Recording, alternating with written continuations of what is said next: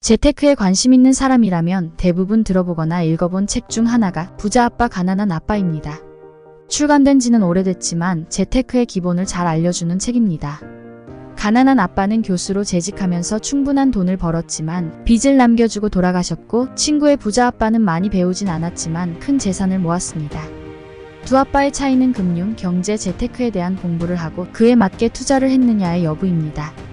부자 아빠는 공부를 하고 자산 모으기 투자를 했기 때문에 많은 재산을 모을 수 있었습니다. 부자들의 나이는 점점 젊어지고 있고 이제는 부자 청년, 가난한 청년의 시대가 되었습니다. 평균 수명은 늘어나고 있고 월급쟁이로 돈을 모을 수 있는 기간은 정해져 있습니다. 단순히 월급만 모아서 생활을 유지하고 노후에 대비하는 것은 어려운 일입니다. 중요한 것은 제대로 공부하고 투자하는 일입니다. 퇴사는 무섭지만 돈은 벌고 싶은 월급쟁이들에게 란 책에서 저자는 재테크로 자산 분리는 5단계를 제시합니다. 1단계 최소한의 종잣돈을 모은다. 1.5단계 1단계 종잣돈을 모으면서 주식 공부를 한다. 2단계 주식을 시작한다. 2.5단계 부동산 공부를 시작한다. 3단계 모은 종잣돈과 대출을 이용해 내 집 마련을 한다. 3.5단계 갈아타기를 할 건지 다주택자가 될 건지 정하고 그에 맞는 공부를 한다. 4단계 부동산을 옮기며 최종 정착할 지역과 아파트를 정한다. 5단계 땡땡 부자로 살기.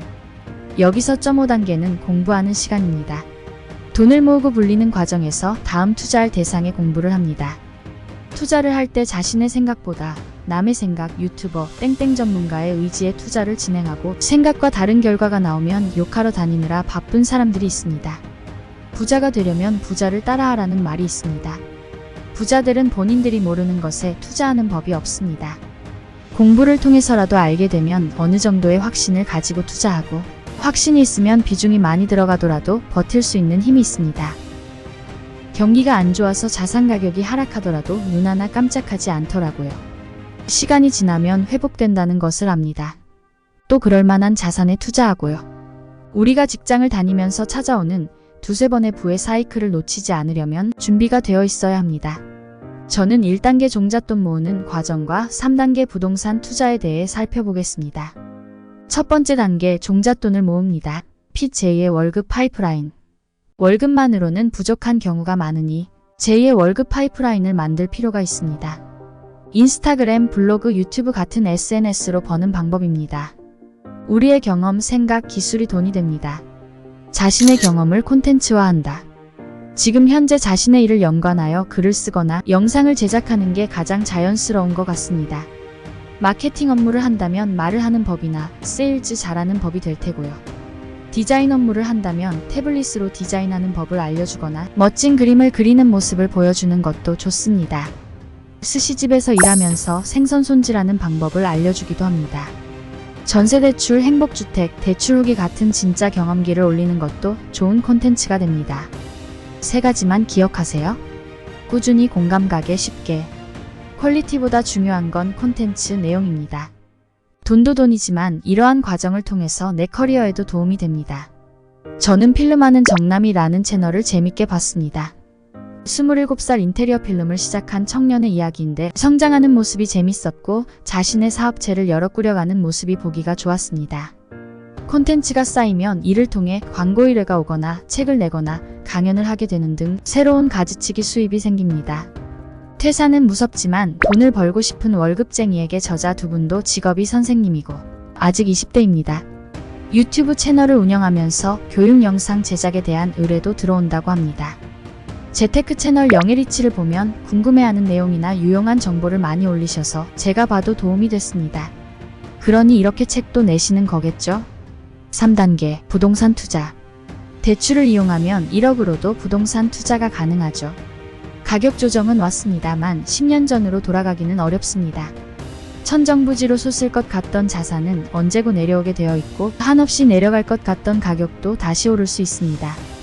6억 원 이하의 아파트는 집가격의 70%는 대출받을 수 있습니다. 보금자리론이나 디딤돌 대출 이용 시 2에서 4% 금리로 적용 가능합니다.